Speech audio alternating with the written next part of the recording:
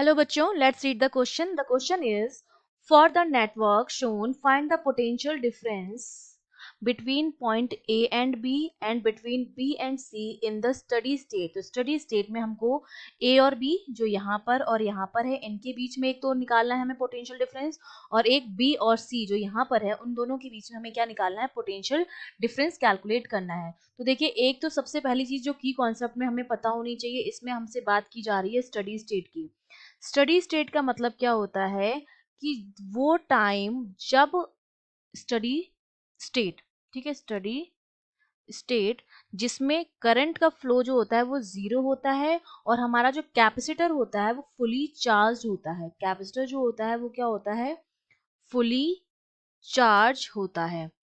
तो अब मुझे क्या निकालना है, पोटेंशियल डिफरेंस निकालना है। तो उसके लिए हम यूज करेंगे यहाँ किरचॉफ का लॉ। ठीक है, किरचॉफ का जो लूप लॉ है वो हम इसको सॉल्व करने के लिए यूज करेंगे। तो ये तो हमारा हो गया की कॉन्सेप्ट। ठीक है, अब आपको दिखाई दे रहा है कि यहाँ पर ये 3 माइक्रोफैरेड और ये 3 माइक्रोफैरेड पैरेलल में है, और हम जानते हैं कि पैरेलल में अगर है तो सी इक्विवेलेंट जो होता है वो होता है C1 plus C2 plus debt करके, और अगर सीरीज में जुड़े हुए हैं कैपेसिटर तो उनका सी इक्विवेलेंट हमारा कैसे निकालते हैं, 1 upon C equivalent equal to 1 upon C1 plus 1 upon C2 plus adjust करके, मतलब रेजिस्टेंस का बिल्कुल उल्टा होता है यहाँ पर। तो एक तो पैरेलल और सीरीज कॉम्बिनेशन आपको पता होना चाहिए सी का।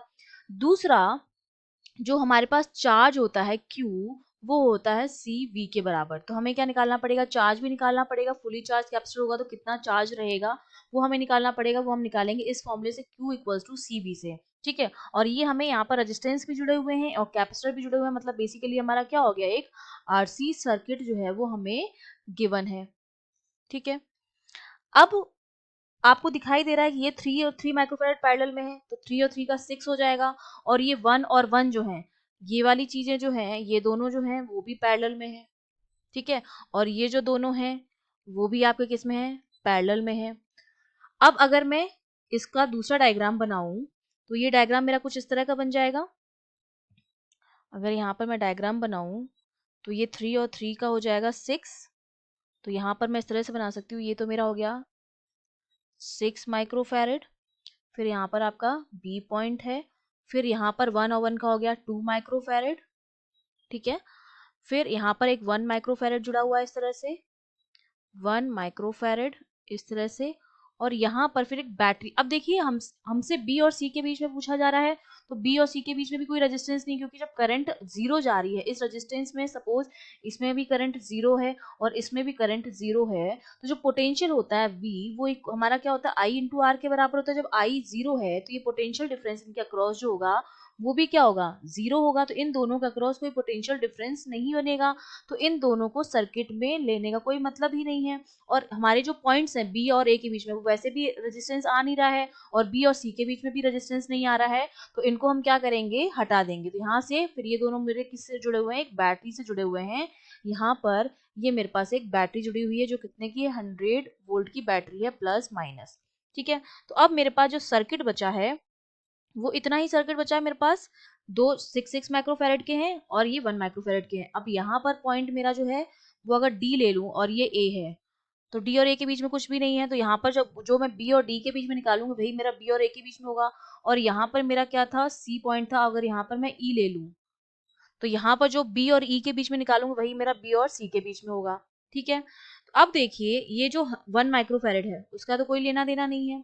तो अब मेरे पास अगर मैं सर्किट बनाऊं तो ये मेरे पास कुछ इस तरह का बनेगा, ये 6 माइक्रोफैरेड, ये 2 माइक्रोफैरेड, और ये यहाँ पर 100 वॉट की क्या जुड़ी हुई है, बैटरी जुड़ी हुई है। ये मेरे पास पॉइंट हो जाएंगे, यहाँ पर डी हो गया, ये बी हो गया, और यहाँ पर ई हो गया। ठीक है, क्योंकि यहाँ पर मेरा क्या था, ए था, और यहाँ पर मेरा सी था। ये 6 माइक्रोफैरेड हो गया मेरा, और ये हो गया मेरा 2 माइक्रोफैरेड। अब हमने मान लिया कि सपोज इस पर चार्ज जो है वो भी प्लस क्यू है और इस पर चार्ज भी क्या है, प्लस क्यू है। क्यों, क्योंकि ये दोनों सीरीज में जुड़े हुए हैं, और सीरीज में जो क्यू होता है वो सेम रहता है, और पैरेलल में जो वी होता है वो सेम रहता है। ठीक है, इसीलिए हमने उस 1 माइक्रोफैरेड को हटा दिया था, क्योंकि 1 माइक्रोफैरेड इन दोनों के क्या था, पैरेलल में था। तो जो पोटेंशियल डिफरेंस आएगा जो 6 और 2 पर आएगा 1 माइक्रोफैरेड के बराबर होगा, तो वो हमने हटा दिया। ठीक है, अब देखिए, सबसे पहले अगर मैं लूप लॉ लगा दूं इसमें, तो वो लूप लॉ मेरा क्या होगा, किरचॉफ का लूप लॉ, टोटल पोटेंशियल हमारा कितना है 100 वोल्ट, वो बराबर होगा potential across 6 microfarad and potential across 2 microfarad.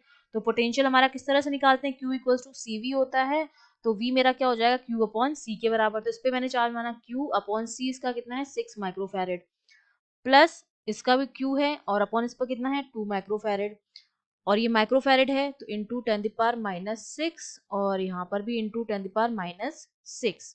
तो यहाँ से जब हम सॉल्व करेंगे तो ये Q अपॉन 10⁻⁻6 कॉमन आ गया, ब्रैकेट में बचा 1/6 प्लस 1/2। इसको जब हम सॉल्व करेंगे तो ये 100 मेरा बराबर आ जाएगा Q अपॉन 10⁻⁻6 इंटू 2/3। तो यहाँ से Q की वैल्यू मेरे पास आ जाएगी 150 इंटू 10⁻⁻6 कूलॉम। ये मैंने क्या निकाल दिया है, चार्ज निकाल दिया है, और दोनों पर जो चार्ज आया है वो सेम आया है, जो हमारा कितना आया है 150 माइक्रो कूलॉम के बराबर आया। 10⁻⁻6 क्या होता है, माइक्रो होता है। तो अब मैंने चार्ज निकाल दिया है, तो अगर मुझे B और A के अक्रॉस चाहिए पोटेंशियल डिफरेंस, B चाहिए, तो इनके अबाउट जो हमारा कैपेसिटर है V हमारा क्या होता है, अगर कैपेसिटर के अक्रॉस हम निकाल रहे थे Q इक्वल्स टू CV,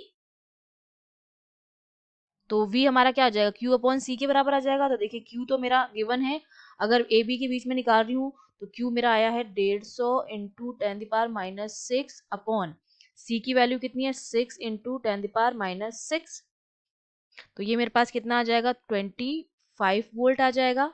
और अगर मैं BC के बीच में निकालूं तो इसके अक्रॉस 2 माइक्रोफैरेड है, तो 150 इंटू 10⁻⁻6, ये तो हमारे पास Q की वैल्यू हो गई, और C मेरे पास है 2 इंटू 10⁻⁻6।